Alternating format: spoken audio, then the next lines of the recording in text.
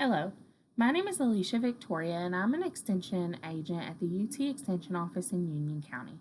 Today I'll be demonstrating how to complete a basic garter stitch sample. I'll be demonstrating how to knit this. Knitted items are great for beginners and a garter stitch sample is perfect because you can make one block for a washcloth. You can add blocks together to make a scarf or a blanket, and you can increase the length of the block to make a scarf. This is great because the project is all knit stitches, meaning you knit every row. Compared to this sample, which is a stockinette stitch sample, you can see the V's in the work, which we typically recognize with a knitted project. A stockinette stitch sample is completed by knitting one row and then purling the next row, but we'll get to that later. Now let's discuss the supplies that you'll need to get started knitting. First, you'll need a good pair of knitting needles. You can see that this pair of knitting needles is attached by a flexible thin cord. They call this pair of needles a circular needle. You can also purchase straight needles that do not have the cord, but this cord is great for beginners because it keeps the project that you're working on from falling off of the needles. You also need a good quality ball of yarn.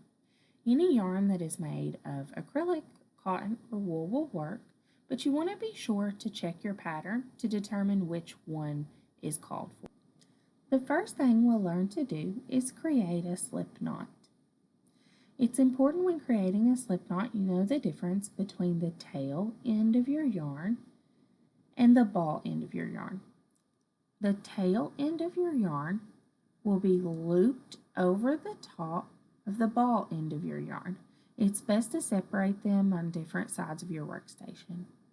Next, you can take the tail end of your yarn and pull through the loop that was created. Then you can pull tight. You should be able to insert your knitting needle into the loop and pull snug smoothly. If this didn't work correctly, you can take the loop off the needle and take the knot out and work it again.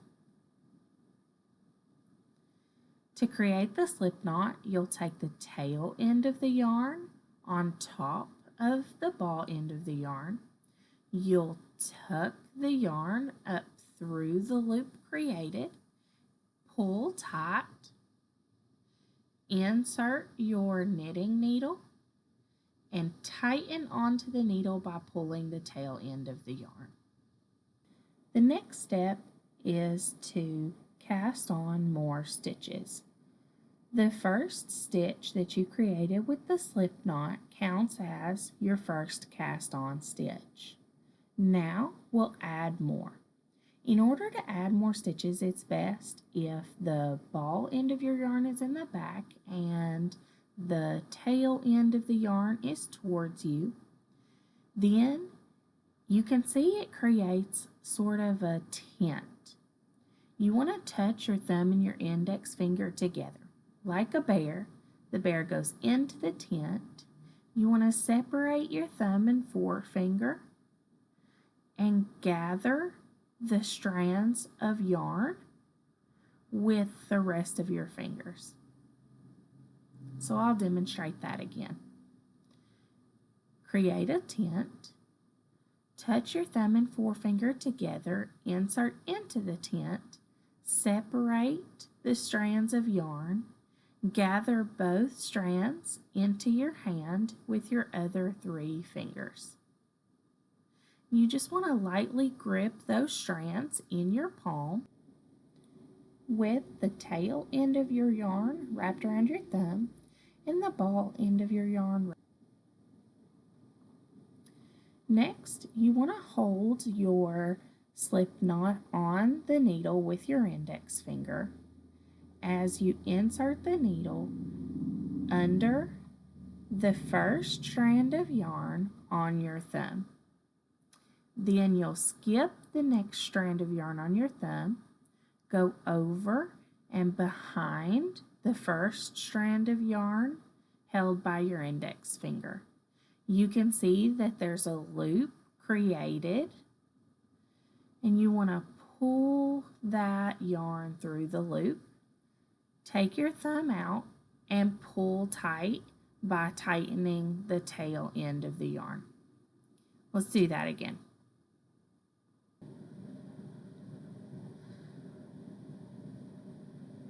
So you want to take your knitting needle, hold the stitches on the needle with your index finger, go underneath the first strand of yarn on your thumb. It can be helpful to count these strands, 1, 2, 3, and the fourth one behind your index finger. You want to go underneath the first strand of yarn, behind the third strand of yarn, and then pull that loop created and tighten with your thumb. You'll be using both strands of yarn as you're knitting, so you can let loose your palm fingers every now and then to adjust the tension. You're going to go under the first strand, behind the third strand, pull that strand through the loop on your thumb and pull tight. It's good to keep good tension. If it feels too loose, you can let go of the strings and grab them again with good tension. You want to go under the loop on your thumb, behind the loop on your index finger, and pull tight. Let's do that a few more times. Under the first strand, behind the third strand, through the loop, pull tight.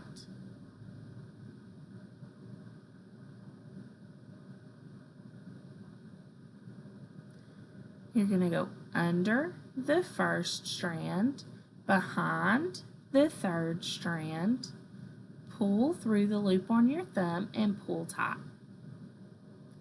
Under the first strand, behind the third strand, pull that through the loop on your thumb and pull tight. You want to continue casting on stitches until you have the number called for in your pattern. You can count your stitches by counting the loops on the needle. 1, 2, 3, 4, 5, 6, 7, 8. So I have 8 stitches cast on here. I'm going to continue until I have 10 stitches cast on.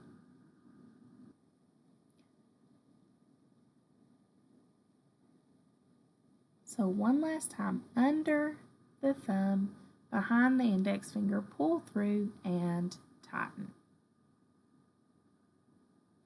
You can see you have 10 stitches on your knitting needle. Next, I'll show you how to continue working your garter stitch sample by working the second row. In order to begin the second row, we need to turn our work. In knitting, we turn the work by taking the pointed end of the needle and taking it from the left side to the right side. So the tip of the needle should be pointing to the right side. You want to be sure that both strands of yarn are behind your needle. You can see here you have the tail end of your yarn. You can trim that if you don't want it to be in the way, but leave a few inches to weave in later. You want to be sure the ball end of your yarn is behind the knitting needle. So be sure that both strands of yarn are pulled towards the back. First, you want to take your right needle and insert into the first loop. So I'll show you that again. You can see there's loops, bumps created along your knitting needle. We want to insert below towards the back into the first loop. Next, we want to take the working end of our yarn, which is the ball end of the yarn. We want to wrap that yarn behind the knitting needle in a counterclockwise motion. So wrapping to the left behind the needle and then around in between the two needles. As you're beginning, you want to be sure to pull down just a little bit to be sure that the strand goes between the needles, because you're going to slide the needle back, catch the strand you pulled between the needles, and pull off the needle. So you're going to insert into the next loop, wrap behind and around and down, slide the needle towards you, and remove the loop. Insert into the loop. Sometimes the tension can be a little tight. Wrap around.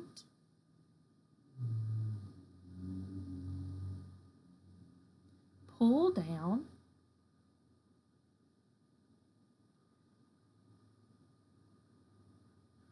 And pull the loop up. Take the stitch off the needle. So we're moving the stitches from one needle to the other. As you move the stitches, you can give your work a wiggle to keep the tension loose. Insert in, wrap around, and pull that loop onto the needle and off the first needle.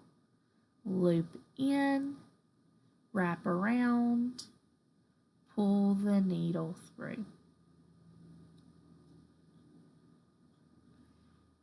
Insert the needle in, wrap your yarn around, and pull the stitch onto the right needle.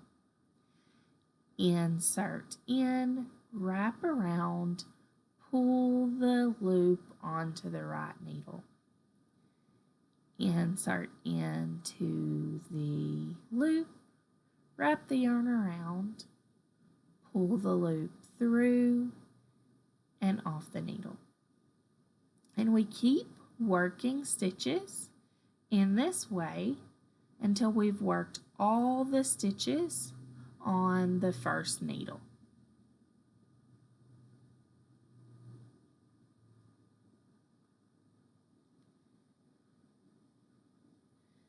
Now all the stitches or loops have been transferred from the first needle to the second needle, and our point is on the left. So we've got 1, 2, 3, 4, 5, 6, 7, 8, 9, 10 stitches on our needle. And now we need to turn our work by turning the point to the right and moving our strand of working yarn from the ball to the back. Then we can repeat this process to make another row of knit stitches. We're going to insert in, wrap the yarn around, pull the loop onto the second needle. Insert the needle into the loop, wrap the yarn around, and pull through. Sometimes the yarn will split like has happened here, and you want to correct that right away. You can see that a strand of yarn is created by twisting together several smaller strands of yarn. In this case, we have a 2-ply yarn. So this is referred to as a split stitch because one of the strands of yarn was not completed. You can fix this by picking up the strand that was uncompleted and passing it over the needle while keeping the completed stitch on the needle. It'll add it to the back. From there, you can continue making knit stitches by inserting, wrapping behind and around, and pulling the loop through. You can continue creating knit stitches in this way to complete the entire row. So insert into the loop, wrap around counterclockwise, pull through. Insert into the loop, wrap around, pull through. Insert, wrap around, pull through. Insert, wrap around, pull through. And insert, wrap around, pull through. Now you've created another row of stitches. You can see that the ridges of stitches are starting to show, just like in our garter stitch sample. For our entire sample, we'll just continue creating knit stitches until it's the length that you want.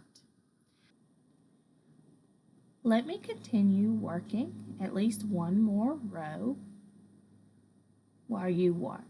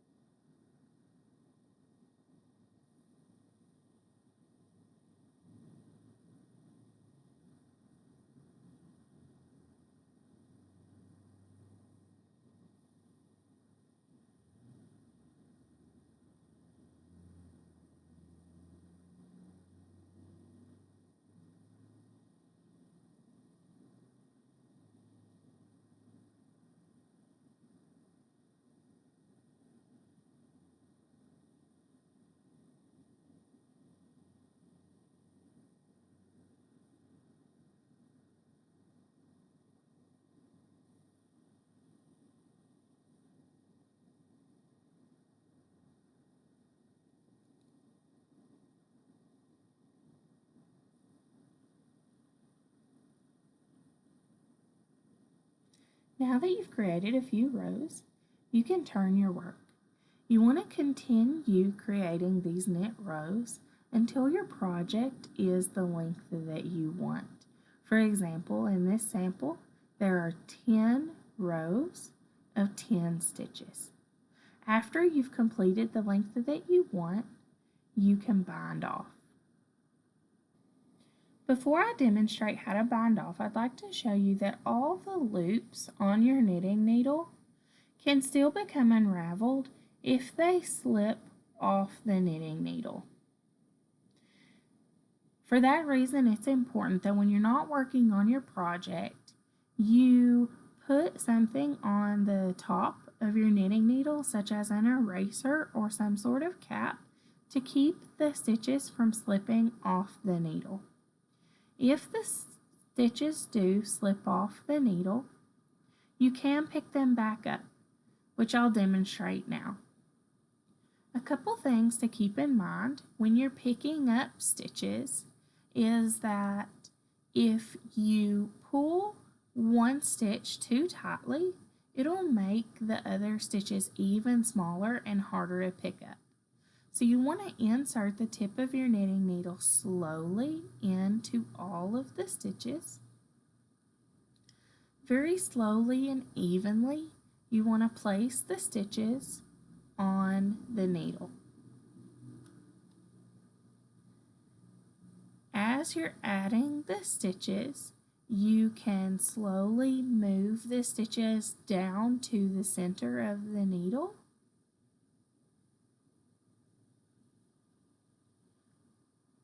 Once you've placed all the stitches on the knitting needle, you can spread the stitches out to be sure that you've not missed any, and be sure that they're all evenly on the knitting needle so you can begin your next row.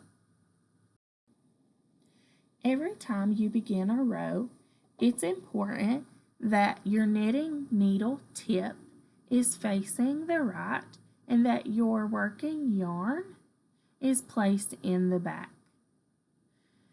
If you get your needles switched around and you try to work from the opposite direction with the knitting needle facing to the left, you can tell that it's hard to insert correctly, the project is on the wrong side, and it's not easy to wrap the yarn around. So be sure that when you begin each row, the tip of the needle is facing the right hand side. Once you've moved the yarn to the back and the tip of the needle is facing the right, you can begin your next row. The last skill that you need to know in order to finish your sample is how to bind off.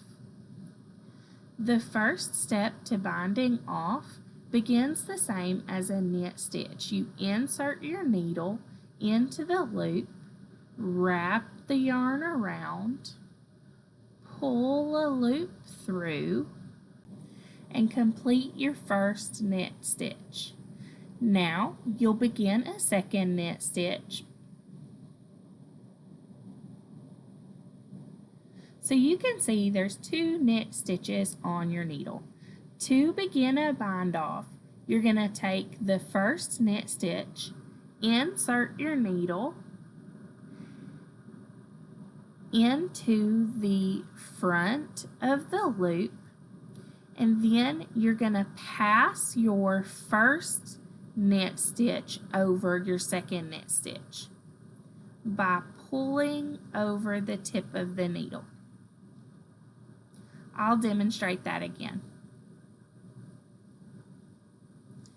You want to be sure that as you're binding off, you have 1 knit on the needle at all times. So begin a knit stitch, complete your knit stitch, insert your needle into the front of the first knit stitch you created and pass it over the second knit stitch. Use the tips of your fingers to help you prevent the yarn and the needles from slipping out. I'm going to pick up your first stitch and pass over. You're going to create a knit stitch,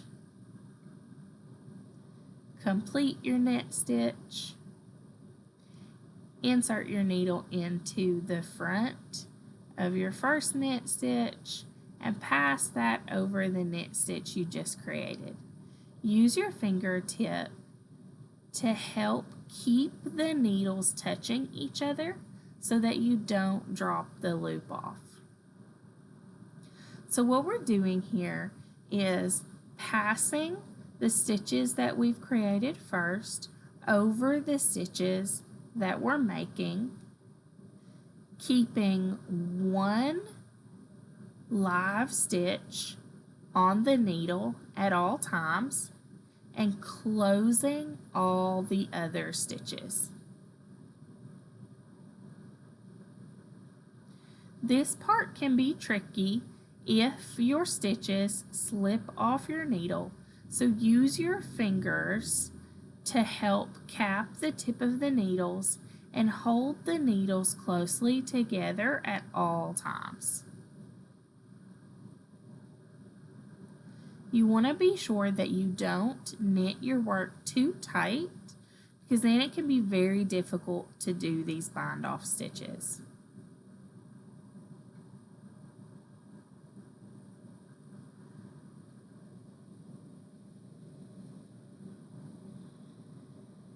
You want to continue working your bind off stitches until you've worked all the stitches of the entire row.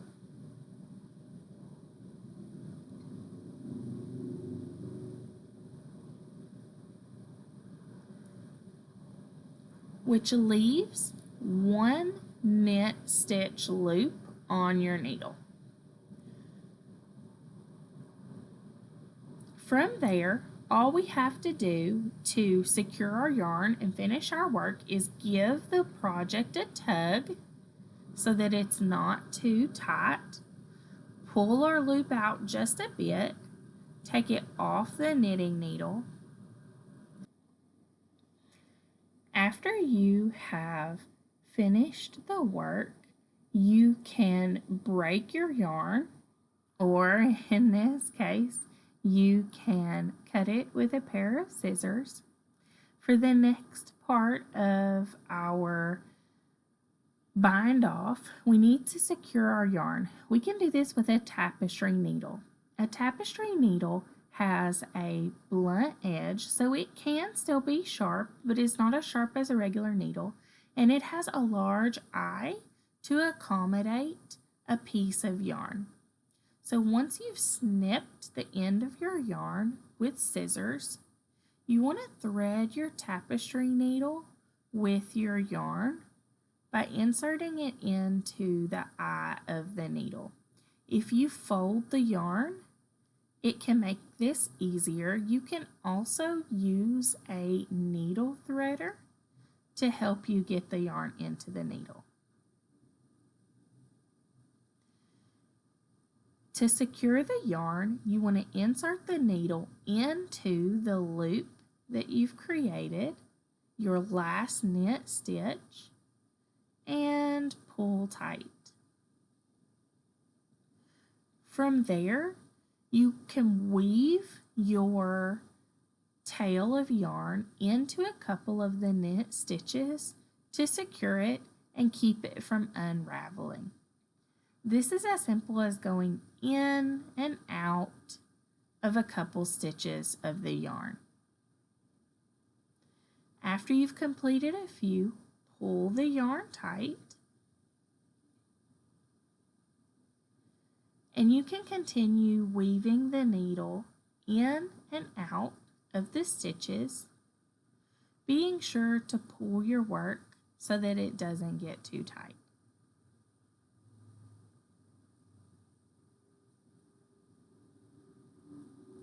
And pull through.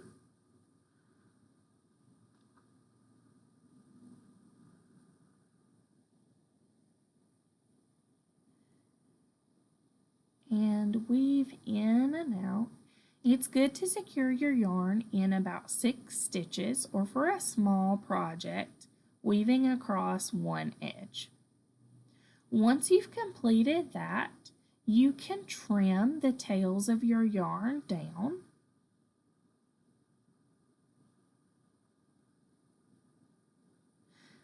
Imagine if this was a larger square, such as a washcloth, or a long rectangle, such as a scarf. You can see our garter stitch sample has ridges, and it's completed of all knit stitches. For example, this larger square could be used as squares in a blanket by connecting them together and sewing the edges, or you can make it much longer for a scarf. So this is a great stitch for many projects. Thank you for watching this video.